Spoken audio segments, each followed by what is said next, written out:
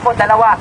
Wala sa Ngayon, katotohanan daw. kung ang Iglesia Katolika, Apostolika Romana ay wala sa katotohanan, tanong ko sa iyo, Pastor Ati, pastor ka ba? Yes or no?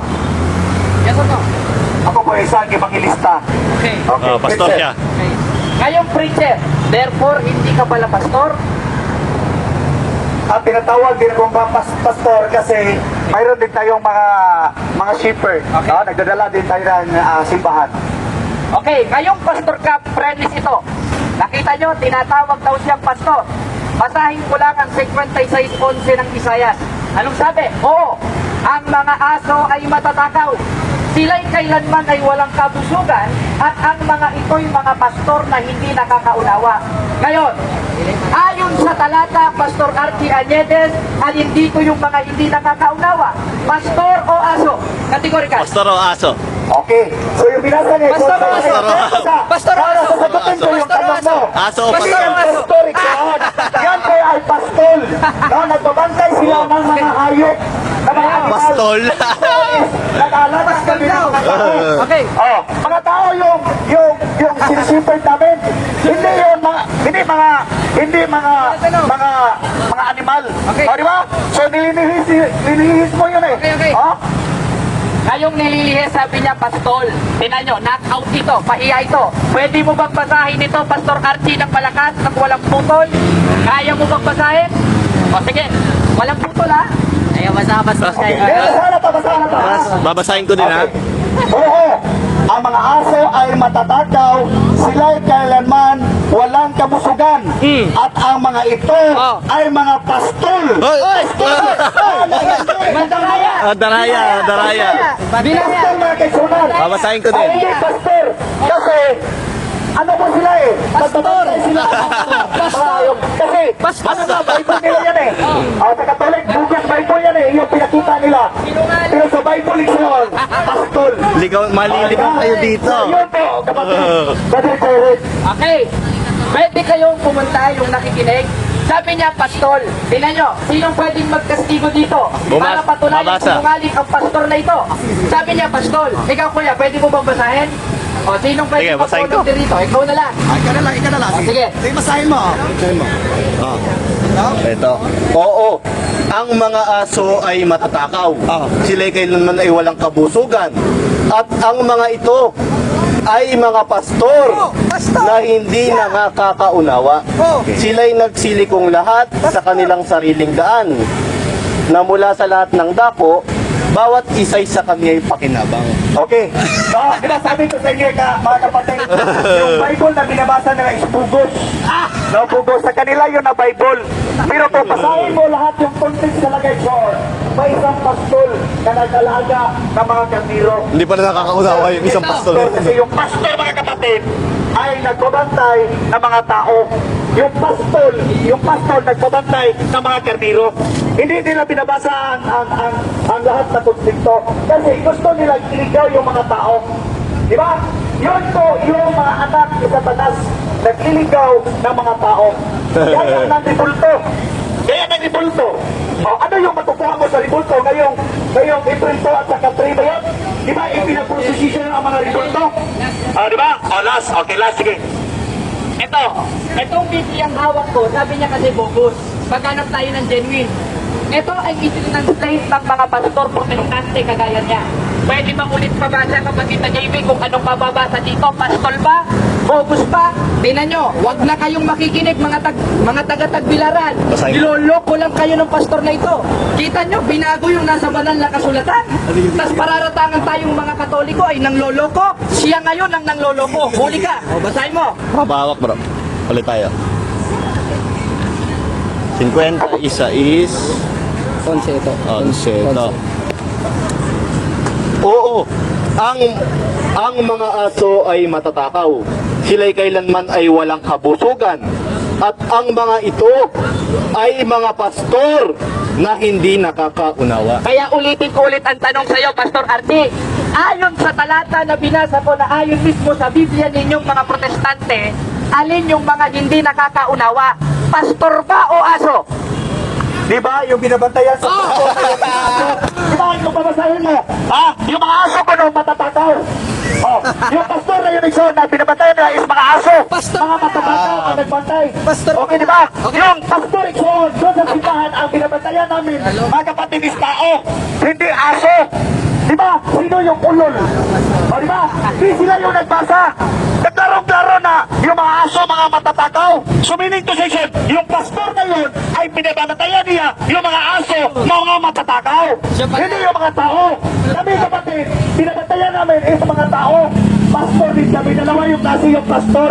Pastor na mga rebulto, na binabantayan nila mga aso. Kaya nga sila, mga pastor sila. Pero binabantayan nila mga aso. Okay. Mga walang alam sa Biblia, John. So yun yung binabantayan nilang Jared. So yun, bumabalik kay Jared yung tanong. Okay? Ikaw na po ipamata naman, sir. Ako yung mga tanong. Next question.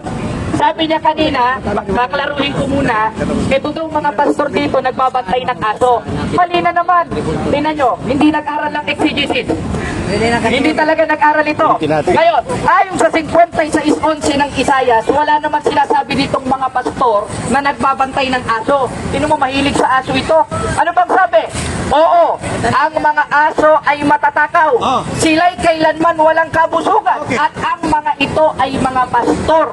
Hindi naman sinasabi ang mga pastor yung nagbabantay ng aso. Palpak na naman si Arte. Eto tanong, sabi mo kanina pastor ka. At ayon sa talata, yung mga walang unawa ay mga pastor. Tinatanggap mo bang tama ang talata na ito? As Pastor Archie, patunay na mali ka? Tama ba ang talata? O mali? Tama yun. Kaso lang, hindi ko naintindihan. Ang sabi niya, yung mga aso ay matatakaw. Sila ay binabantayan ng mga pastor. Tapos na mga kapatid. Ang mga aso. Sumayin nyo ang kapayapaan ng Diyos, mga kapatid, at sana po ay nasa mabuti kayong kalagayan at gumagawa ng mabuti, sapagkat sabi sa 2:10 ng Epeso, sapagkat tayo kanyang gawa na nilalang kay Kristo Jesus para sa mabuting gawa. At ang video na po na ito ay hindi ko napapatagalin at hindi na po ako magpapaligoy-ligoy pa. At sana po ay tulungan natin ang ating mga kapatid na mga nag-vlogs at mga nagpapalaganap po ng tunay na aral ng ating simbahan na siyang makapagpapahatid sa atin sa ating Panginoon Kristo ay sa 3:24 ng Galacia, na siyang maipapakilala lang sa pamagitan ng simbahan na itinayo niya ay sa 3:10 ng Epeso at ay sa 9:31 ng Gawa. Yun po ang Katolikong simbahan o ang Iglesia Katolika Apostolika Romana. Nawa ay magkaisa tayo sa pananampalataya, sapagkat yun naman ang sabi ng ating Panginoon Kristo sa 17:11 ng 1 na kung paano sila at ang Ama ay iisa, referred sa 10:30 ng 1. Ngayon din dapat tayo nagkakaisa. Saan? Sa paglamon? Sa pakikipag-away? Hindi po. Ayon po sa 4:5 ng Epeso, magkakaisa tayo sa pananampalataya.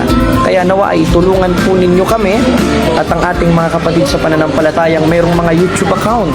Lalo na po ito, yung nakikita ninyo sa ating screen, yung Tinig ng Katotohanan .staff ni Brother Joseph po, na dating kasama ni Father Darwin. Ngayon rin naman ay kasama niya.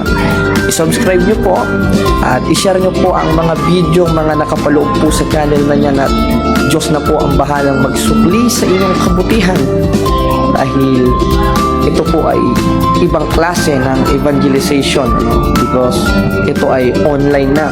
At yun rin po ang ating YouTube, ang Bro Jared Almazora Official.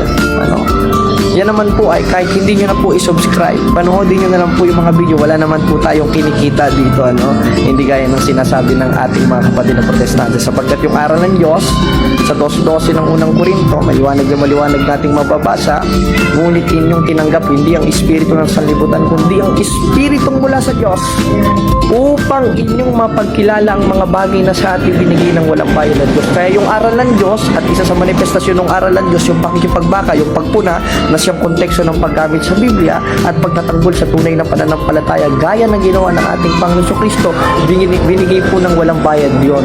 Yayamang tayo ay nasa panahong paglago na ng kaalaman. Siya ang ating mababasa sa 12:4 ng Daniel, ngunit ikaw Daniel, isara mo tatakan ang mga salita hanggang panahon ng kawakasan. Maraming tatakbong paroot parito at ang kaalaman ay lalago. Nasa paglago na tayo ng kaalaman, marami na po iba-ibang mga style.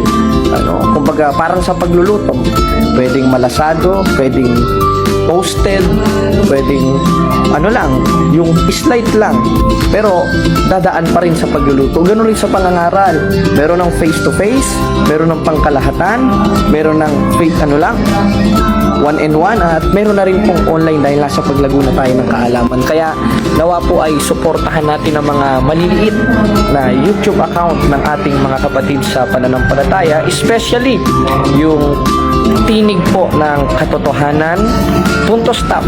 I-subscribe nyo po mga kapatid at i-click nyo po ang notification bell. At ang aking YouTube naman po, ang Bro Jared Almasora Official. Kahit huwag nyo na pong i-subscribe, panoodin nyo na lang po ang mga aral at i-share nyo sa mga tao ang Ebanghelyo ni Kristo, ang karunungan ng Diyos sa pamagitan ng simbahan, at nawa ay sa pamagitan po nito ay maliwanagan sila na kung paano ko naliwanagan ang matinding mang-uusig sa simbahang Katoliko ay naibalik. Baka sa awa tulong ng Diyos sa pamagitan po ng mga video na yan, maibalik sila sa tunay na simbahan. Yun lang po mga kapatid, salamat sa Diyos at patubayan kayo ng makapangyarihan Diyos, Ama, Anak at Espiritu Santo. Salamat po.